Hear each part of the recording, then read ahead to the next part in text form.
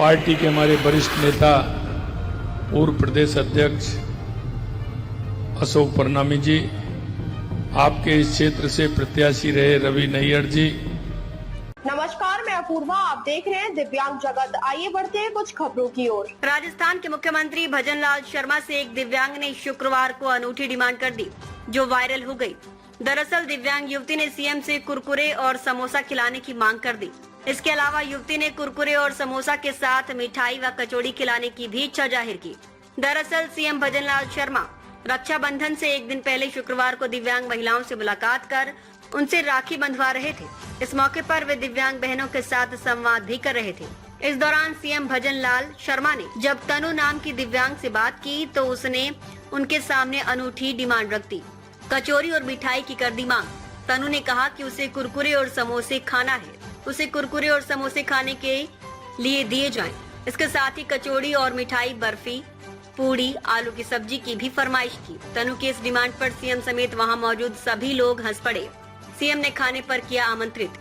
तनु ने सीएम भजनलाल से बातचीत की। शुरुआत राधे राधे बोलकर की। तनु की कुरकुरे और समोसे वाली डिमांड पर सीएम भजनलाल शर्मा भी मुस्कुरा उठे। उन्होंने तनु को खाने पर आमंत्रित किया और साथ ही अपने स्टाफ को उसे कुरकुरे और समोसे देने को भी कहा।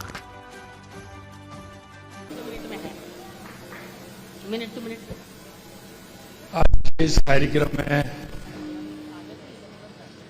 कैबिनेट में मेरे साथी और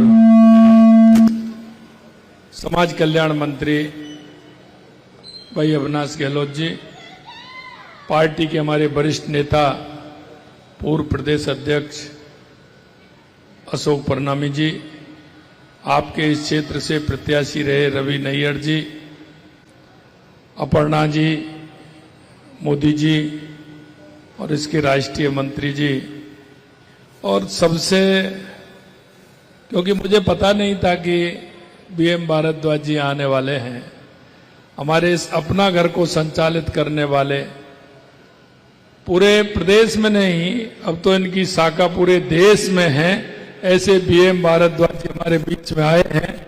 मैं उनका भी बहुत बहुत स्वागत और अभिनंदन करता हूं। मित्रों, इससे बड़ा पुण्य का कार्य दूसरा कोई हो नहीं सकता है, क्योंकि मुझे अपना घर जाना था, क्योंकि अपना घर के बारे में जितना मैं जानता हूं, और अभी से नहीं 25 और 30 साल से 35 साल से जब से मैंने देखा है। मैं जब कॉलेज में पढ़ता था उस समय बीएम भारद्वाज जी बिल्कुल युवा थे। दोनों मियां बीवी आप आए, आपने एक छोटा सा एक हॉस्पिटल प्रारंभ किया। जब कभी आप जो अपना घर है भरतपुर, जब अगर आप देखेंगे तो सबसे पहले आपको वो आपका छोटा सा घर ही पहले पड़ेगा, वही आपका स्वागत करेगा। और 2 कमरे थे, एक कमरा नीचे था, उसमें से 2 कर दिए थे और एक ऊपर था। नीचे सेवा करते थे और ऊपर दोनों पति पत्नी आप रहते थे। वहां से ये काम प्रारंभ किया इन्होंने। उसके बाद नजदीक में थोड़ी सी जगह मिली, वहां लिया, वहां 10-15 कमरे बना करके वहां से काम प्रारंभ किया। और धीरे धीरे अगर आज आप देखोगे उस विशाल परिसर को, कितनी बड़ी संख्या है आज?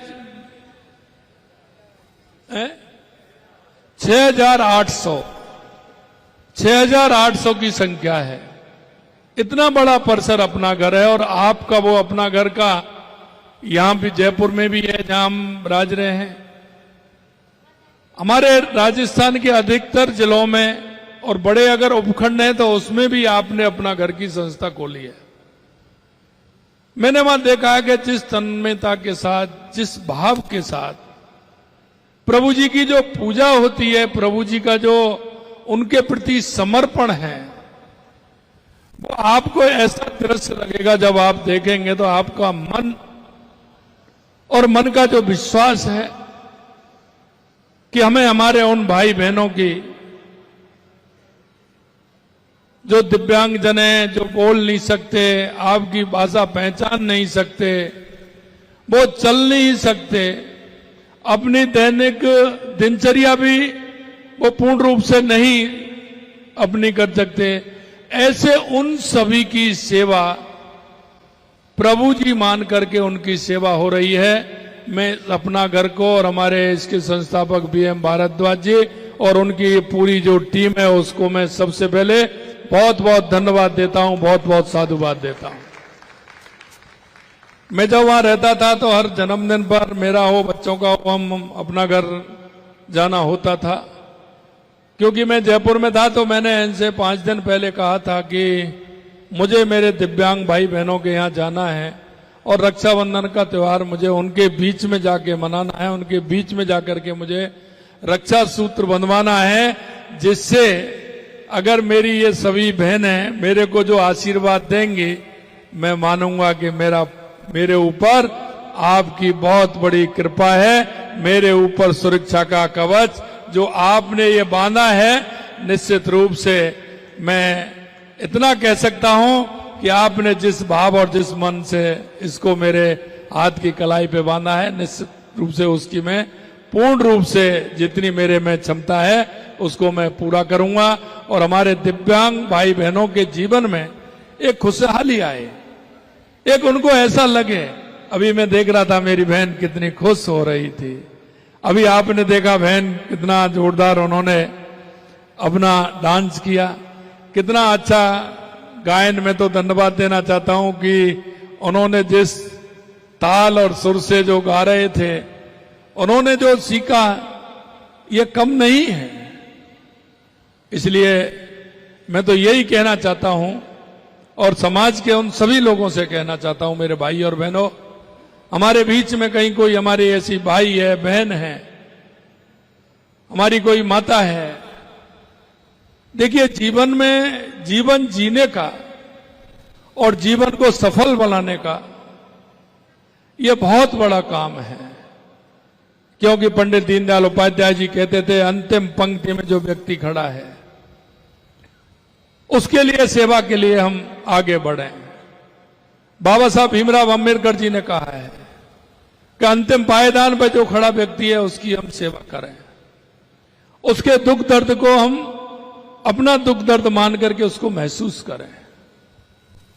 पंडित दीनदयाल उपाध्याय जी ने कहा है कि हमारा एकात्म मानव का स्वरूप उन्होंने दिया है कि ये जो हमारा समाज है एक मानव के शरीर की भांति है और शरीर की भांति होने के कारण आप देखते हैं कि जिस तरह से हमारे शरीर की अगर एक उंगली में कांटा लगता है तो वो पूरे शरीर में उसका दर्द महसूस होता है।